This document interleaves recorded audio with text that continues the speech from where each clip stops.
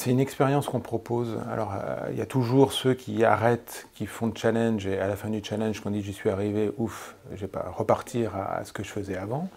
Et il y a ceux qui vont bénéficier ou qui vont goûter aux bénéfices d'arrêter le tabac. Alors ça peut être des bénéfices variables, hein, ça peut être financier. Ah, quand même, ce mois-ci, j'ai fait un peu plus d'économies et cet argent-là, je l'ai utilisé pour autre chose.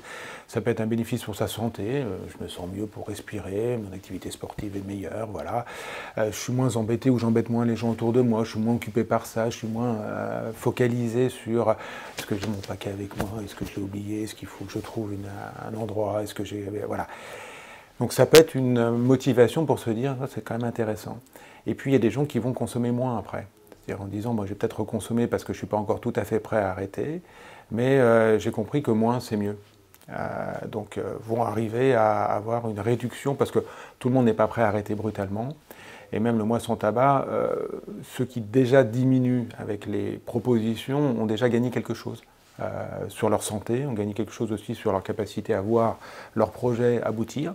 Parce que c'est pas rien de se dire je fume un paquet de cigarettes et j'en fume plus que 10 à la fin.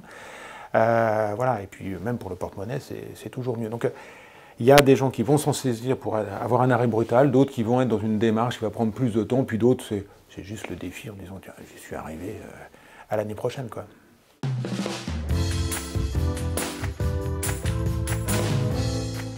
Arrêter le tabac, c'est pas toujours facile.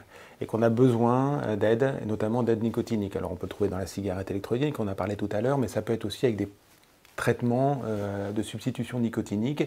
Et arrêter le tabac, c'est aussi aller vers ces traitements-là et avoir des prescripteurs. Et les prescripteurs, ça peut être des médecins, ça peut être des infirmières, ça peut être des kinés, des sages-femmes. Donc on peut avoir assez facilement accès à un traitement de substitution. Cet arrêt du tabac avec ces traitements qui sont soit par patch, soit par gomme, soit par comprimé à sucer, il y a même des sprays qu'on peut utiliser, et on peut utiliser, je dis toujours, la cigarette électronique avec la nicotine à l'intérieur.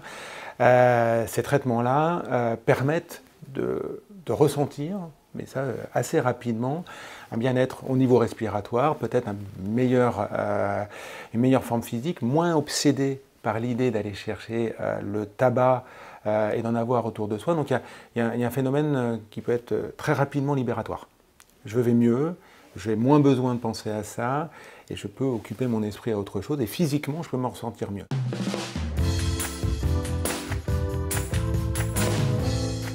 Sur l'efficacité de l'arrêt en un mois, on n'a pas en un mois la capacité de dire vous arrêtez pendant un mois, vous gagnez tant de temps de vie. Mais on sait qu'au bout de 5 ans, entre 3 et 5 ans, on a quasiment annulé le risque cardiovasculaire. Parce que c'est quand même la grosse conséquence rapide et pourvoyeuse, c'est le risque cardiovasculaire, c'est-à-dire l'AVC, l'infarctus du myocarde, l'ischémie des jambes. Ça, en 3-5 ans, on l'a quasiment éteint. Le risque revient à celui d'une population qui n'a pas fumé. Après, sur le risque de cancer, c'est un peu plus lent. Un peu plus long parce qu'il faut du temps pour développer le cancer.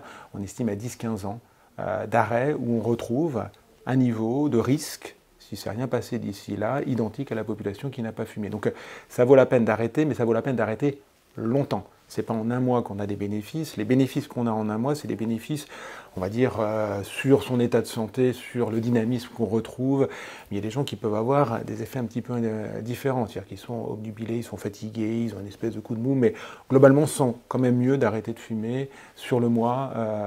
Et ça peut donner envie de continuer.